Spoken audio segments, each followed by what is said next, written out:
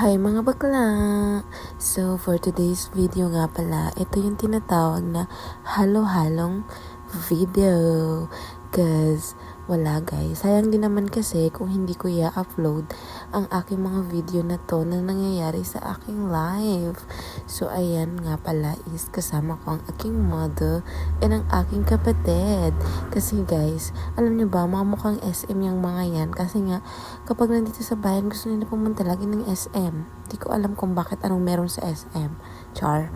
So yun guys, ayan diba, sabi ko talikod. Tapos guys, pumunta pala dito yung aking best friend. So sinamahan ko siya magpaayos ng buhok. Oh my god, inabot kami ng ilang oras. Like, saan ka makakita ng isang kaibigan na willing to wait ng ilang oras para lang matapos yung kanyang buhok? So ayan guys, ginabi na kami and then ayan, tapos na siyang i-rebond and mukha naman siyang gumanda. Char.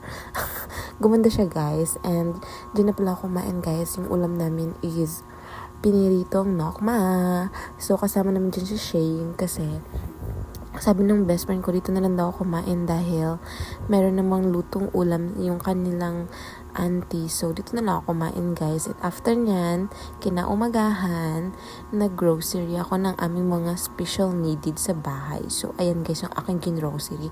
So, halagang 1,000 lang yan. And then, ayan na, kumain kami ng aking beblogs. Yun lang.